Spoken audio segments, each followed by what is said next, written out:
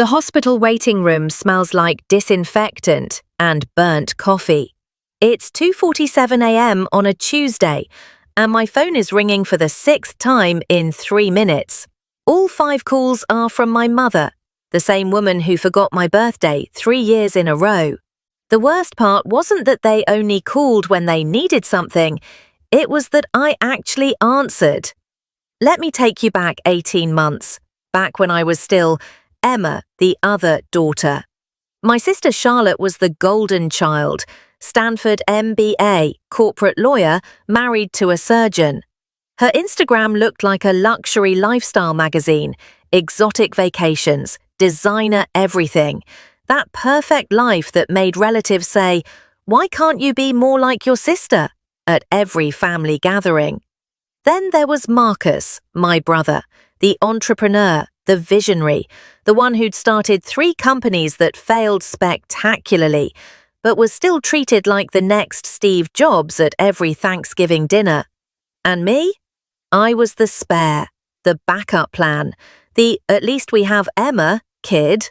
I was a pediatric nurse at County General, the job my mother introduced with, "She works with children," in that tone that suggested I cleaned up after them rather than literally saving their lives.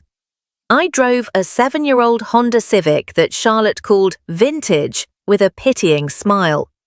I lived in a 600-square-foot apartment that Marcus described as cozy, while touring his 3rd failed startup's former office space. At family dinners, the pattern was always the same. Dad would ask Charlotte about her latest case, eyes gleaming with pride. Mum would ask Marcus about his business ventures, nodding along like he was describing a cure for cancer instead of another app nobody wanted. Then they'd turn to me with, "And how's work, Emma?" The pause before work spoke volumes. 3 specific moments burned themselves into my memory. My nursing school graduation, Mum and Dad left early to catch Charlotte's law firm dinner. You understand, honey, Charlotte's event is more formal. The time I saved a 6-year-old's life with quick thinking during a cardiac emergency. Marcus interrupted my story at dinner to talk about his new logo design. Last Christmas, when I brought my boyfriend David to meet the family. Within 20 minutes, Dad was asking why I couldn't date someone ambitious like Charlotte's husband. David was a high school teacher. He taught underprivileged kids and coached basketball. He was good and kind and real. But he wasn't a surgeon, so he didn't count. I spent 28 years being invisible in my own family. 28 years being compared, dismissed, and tolerated. 28 years wondering what I'd have to do to matter. Then the cracks started showing in their perfect lives. It started small. Charlotte mentioned restructuring at her firm during a Sunday brunch. She laughed it off, but I saw her hand shake when she reached for her mimosa. 2 weeks later, Marcus casually mentioned he was pivoting again. Translation: Company number 3 had officially crashed and burned. This time with investors' money, this time with lawyers involved. But they still had the perfect facades. Still posted the Instagram photos, still showed up to family dinners with their practiced smiles and rehearsed stories. I noticed things. I always notice things. That's what happens when you're invisible. You learn to watch, to read the room, to see what others miss. Charlotte's designer purse was last season's. Marcus drove to dinner instead of Ubering. Unusual for someone who always talked about sustainable living, but really just enjoyed being chauffeured. Dad seemed distracted, checking his phone constantly. Mum's smile looked painted on, cracking at the edges. "Everything okay?" I asked Mum quietly while clearing dishes after one dinner. "Of course, sweetie. Why wouldn't it be?" That sweetie was new. Mum usually called Charlotte darling and Marcus dear, and me, well, she usually just said Emma, like she was still slightly surprised I existed. I didn't push. What would be the point? I was the spare. My job was to be there, not to question. But I started keeping track. Not intentionally at first, just noticing. Charlotte cancelled 3 lunches in a row. Marcus stopped talking about his next big idea. Dad's jokes at dinner sounded hollow. Mum started every conversation with, "You'll never believe what Charlotte," or "Marcus just told me." But the stories were thinner now, less substantial. Reheated glory instead of fresh achievement. Then came the Sunday dinner where everything shifted. It was early April. Cherry blossoms were blooming outside my parents' dining room window. I remember because I was staring at them, zoning out while Charlotte described her amazing new opportunity, which I later learned meant she'd been laid off and was freelancing. "Actually," Dad said, setting down his fork with that particular care that meant something serious was coming. "We need to discuss something. As a family." The table went quiet. Even Marcus looked up from his phone. "Your mother and I have been looking at our finances. With the market changes and some unexpected developments, we need to make some adjustments." I waited for them to announce they were downsizing the house or cancelling their country club membership. Rich people have problems. "We're going to need to liquidate some assets, including the trust funds." Now he had everyone's attention. "What trust funds?" Charlotte asked, her lawyer voice activating. "The ones we set up for you and Marcus, for your futures."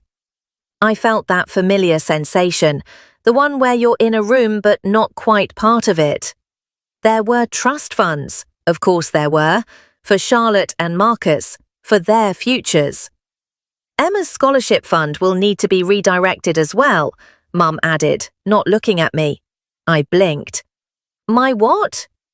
"The education fund we set up, for if you wanted to go back to school, get your master's degree or—" She waved her hand vaguely.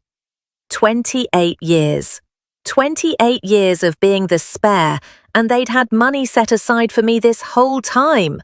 Money they'd never mentioned while I worked double shifts to pay off my nursing school loans. While I ate ramen to make rent, while I drove that vintage Honda because I couldn't afford repairs and groceries. "How much?" My voice sounded strange to my own ears. "That's not really—" Dad started. "How much was in my education fund?" Charlotte looked uncomfortable. Marcus was suddenly fascinated by his water glass. $47,000, Dad finally said. The cherry blossoms outside are blurred. $47,000, while I'd paid $63,000 in student loans over 6 years, while I'd worked myself to exhaustion, while they'd watched me struggle and never once mentioned this money existed.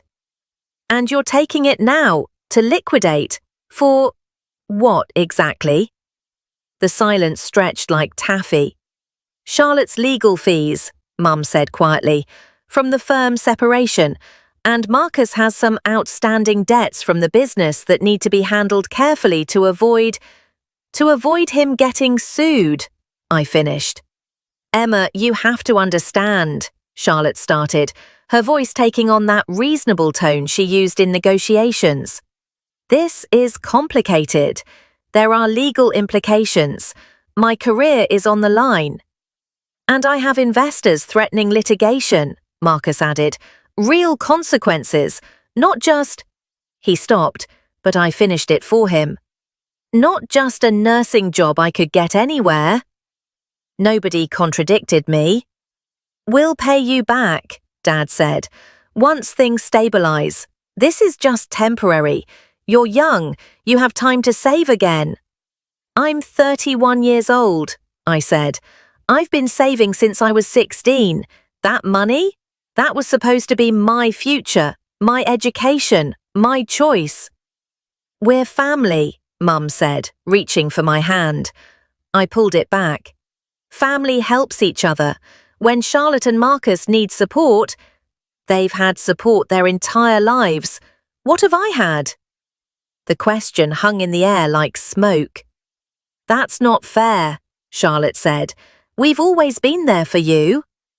I actually laughed. It came out bitter. "Name one time you were there for me when I needed you." They looked at each other, all four of them, looking at each other instead of at me. "This is different," Dad said finally. "This is serious." "And my life isn't?" I stood up. The chair scraped against the hardwood floor, the same floor I'd played on as a child, always trying to be quiet enough not to disturb Charlotte's study time or Marcus's creative process. "Emma, sit down," Mum said. "Let's discuss this rationally." "Rationally? You want rational? Here's rational. That money was mine. You never told me it existed. You let me struggle for years while you watched. And now you want to take it to bail out the golden children, again."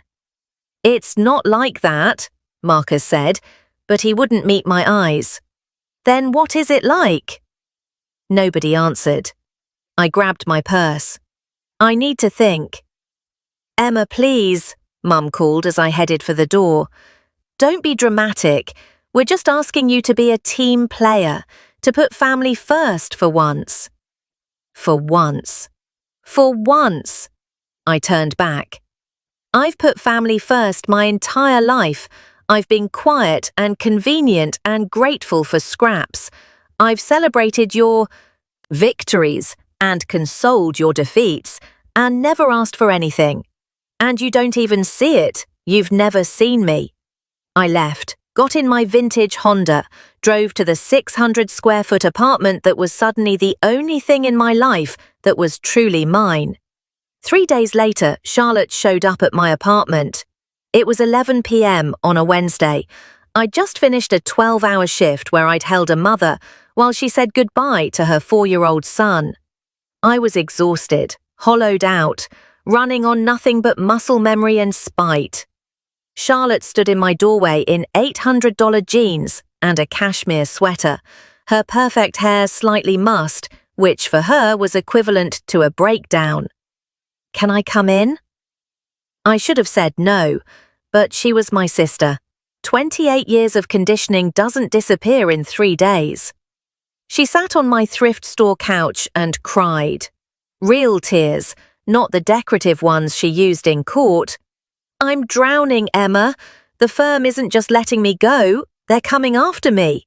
Malpractice allegations, 18 months of work I did under a partner who was cutting corners, and now I'm the scapegoat. My marriage is falling apart because Jonathan can't handle having a wife who's not successful. I might lose my law license." I listened. That's what I did. I listened while my sister, who'd had every advantage, every opportunity, every moment of my parents' pride, fell apart in my living room. "I need that money," she whispered. "Not want, need. The legal fees alone are going to be $200,000. Mum and Dad are tapped out helping Marcus avoid bankruptcy. I have nobody else." Something in my chest twisted. "You have your husband." She laughed, sharp and ugly. "Jonathan's already talking to divorce lawyers. Turns out he married Charlotte Chen, rising star attorney, not Charlotte Chen, defendant." "I'm sorry," I said, and I was. "So you'll sign off on the trust fund thing? Dad needs your approval since your name is on the education account paperwork." There it was, the real reason for the visit. "Charlotte, that money. I know it's yours, but I'm desperate, Em, actually desperate. And you're good at this. You're good at managing with less. You always have been. Good at managing with less. Like it was a skill I'd chosen to develop rather than a survival mechanism I'd been forced to learn. "Please," she whispered, "you're my sister." I didn't sign the papers that night. I told Charlotte I needed time. She left with red eyes and hunched shoulders, looking smaller than I'd ever seen her. I called David, sweet David, who picked up despite the late hour. "They want my money," I told him. "The money I didn't even know I had, and part of me wants to give it to them. How messed up is that? It's not messed up, he said gently. It's family. It's complicated.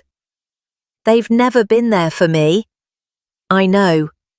They don't even see me as a real person, just the convenient one, the one who manages with less. I know that too. I pressed my palm against my sternum, trying to hold myself together. What do I do? Emma, I can't tell you that, but I can tell you this. You've spent your whole life making yourself smaller so they could feel bigger. Maybe it's time to stop.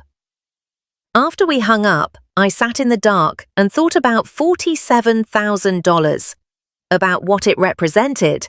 Not just money, though that mattered, but proof. Proof that they'd seen me struggle and chosen not to help. Proof that I was always the backup plan, the spare, the one who could manage. At 2:14 a.m., my phone buzzed. Marcus. Did Charlotte get through to you? Not, how are you? Not, I know this is hard. Just, did you do what we needed? I'm thinking about it, I replied. Don't think too long, I've got creditors calling. Dad had to take out a second mortgage to cover my immediate debts. This is serious. It's always serious for you, Marcus. What about what's serious for me? Come on, Em, don't be selfish. This is family. I stared at that text for 5 full minutes. Then I typed, I'll let you know my decision soon. But in my heart, I already knew. I didn't sign the papers, not that week, not the next. I avoided family calls, avoided Sunday dinner. Charlotte texted daily. Marcus called every other day. Mum left voicemails about family obligations and disappointing behavior. Dad's voicemail was different. Emma, I know we haven't always shown you how much you matter, but we need you now, please. They needed me now, after 28 years of not needing me at all. I was working an overnight shift. It was early June now, 2 months since that cherry blossom dinner, when my phone started ringing. 11:34 p.m. Mom. I silenced it. Charlotte. Silenced. Dad. Silenced. Then a number I didn't recognize. Hospital exchange. This is Emma Chen, I answered, already moving toward the staff area.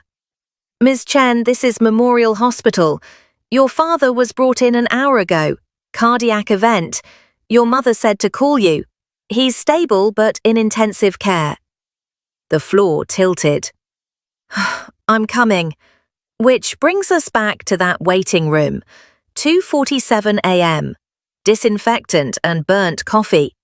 My phone rings with calls from people who only called when they needed something. I answered. The ICU was quiet, except for the rhythmic beeping of monitors. Dad looked small in the hospital bed, a word I'd never associated with my father before. Small, grey, vulnerable. Mum sat beside him, holding his hand. Charlotte and Marcus stood by the window, looking lost. Emma, Mum breathed when she saw me. Thank God, we didn't know if you'd come. The statement hung in the air. After everything, they genuinely hadn't known. A doctor approached, Dr. Sarah Okonkwo, according to her badge. I recognized her from interdepartmental meetings. She explained the situation. Major myocardial infarction, 2 stents placed, stable but serious. He needs rest, stress reduction, major lifestyle changes. Her eyes moved across my family, clinical and assessing. And he kept asking for Emma.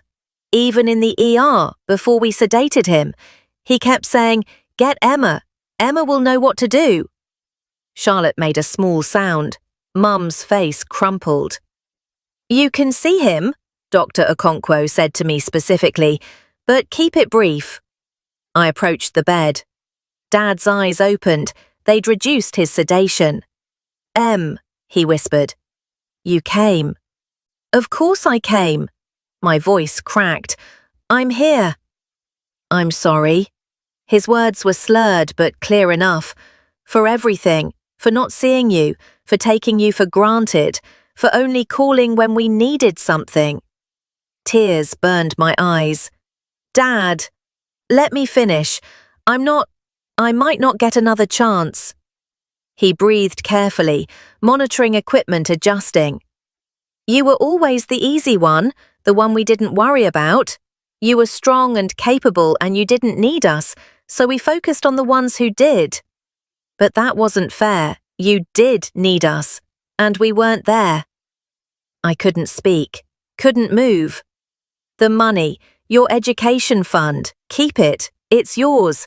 I already told the lawyer. No matter what happens to me, it's yours. You're not going anywhere, I said fiercely. You're going to recover, and we're going to deal with all of this together. As a family? I looked at him, really looked at him. At this man who'd missed so much of my life while standing right next to me. This man who was flawed and selfish and finally seeing me. As a family, I confirmed. Dad survived. More than survived, he recovered. 3 weeks in the hospital, 2 months of cardiac rehab, and a complete lifestyle overhaul that Mum enforced with terrifying efficiency. But everything else changed too. Charlotte's legal situation resolved. Turned out the malpractice allegations didn't stick once investigators looked deeper into her former partner's practices. She started rebuilding, not as the perfect golden child, but as someone who'd been broken and was learning to be real. Her divorce went through. She moved into a smaller place across town. We started having coffee on Thursdays, actually talking, actually seeing each other. Marcus faced consequences for his business failures. No jail time, but bankruptcy. Real, legal, your life is publicly destroyed bankruptcy. He moved back in with our parents at 35, got a job in tech support, not running a company, just fixing computers. He hated it for about a month. Then one day he told me, "It's weird, but I kind of like actually helping people solve problems. Like immediate problems with immediate solutions. Not everything has to be revolutionary." Mum and Dad had to downsize, sold the big house, moved into a condo. Dad couldn't work full-time anymore. Mum, who'd never worked outside the home, got a part-time job at a bookstore. She called me one day. I had no idea how exhausting real work was. How did you do those 12-hour nursing shifts? Practice, I said. Lots of practice. The real shift came 4 months after Dad's heart attack. Sunday dinner, not at my parents' place anymore, at mine. My 600-square-foot apartment that suddenly didn't feel cozy or apologetic, but like home. Charlotte brought wine. Marcus brought takeout from the Thai place down the street. Mum and Dad brought flowers. We sat around my thrift store table and ate pad thai from containers, and nobody mentioned trust funds, or law firms, or failed startups, or whose life was more impressive. "I'm proud of you, Emma," Dad said suddenly. "I should have said it years ago, but I'm saying it now. You're remarkable. The way you handled everything with such grace, the way you kept showing up even when we gave you every reason not to. The way you saved lives while we were too busy admiring ourselves to notice." "Roger," Mum said softly, touching his arm. "No, Linda, she needs to hear this. They all need to hear this." He looked around the table. "We raised you 3 kids, but we only really parented 2 of them. Emma raised herself, and she turned out better than any of us." Charlotte's eyes were wet. Marcus stared at his food. "I'm not better," I said. "I'm just different. We're all different, and maybe that's okay." "It's more than okay," Mum said. "I'm sorry we made you feel like you had to earn your place in this family. You were always enough. We were just too blind to see it." I kept my money, all $47,000. You know what I did with it? I didn't go back to school, didn't buy a new car, didn't even move to a bigger apartment.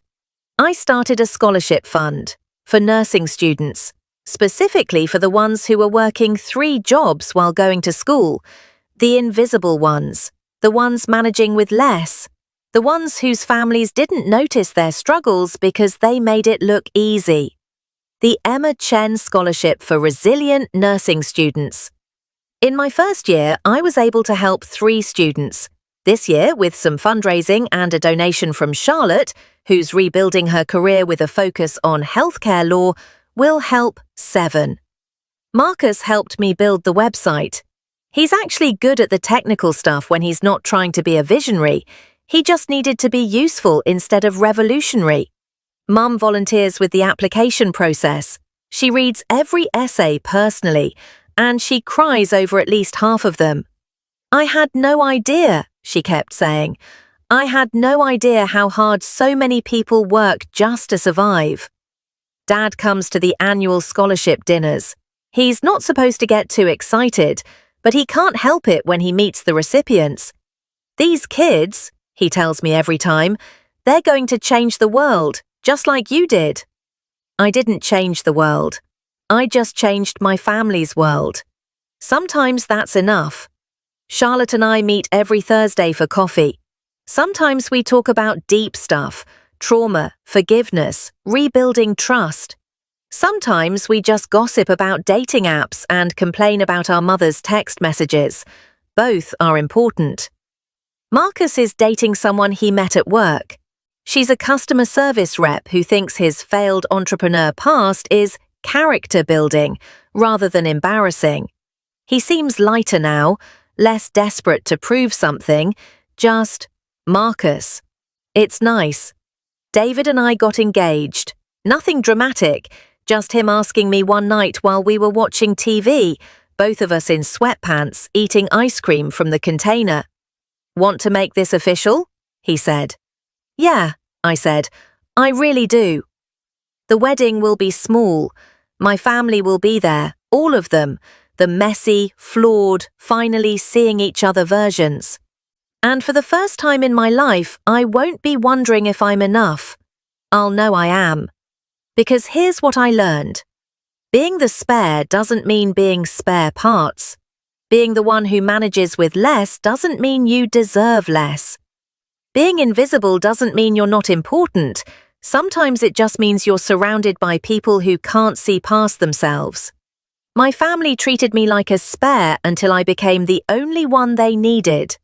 But the real transformation wasn't them needing me. It was me realizing I never needed their validation in the first place. I was always enough. I just needed to believe it. And now? Now I help other people believe it too.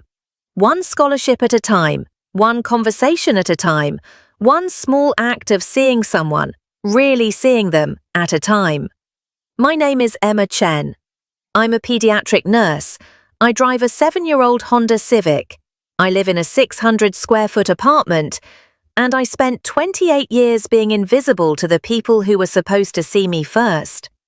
But I'm not invisible anymore, not to myself. And that's the only visibility that ever really mattered.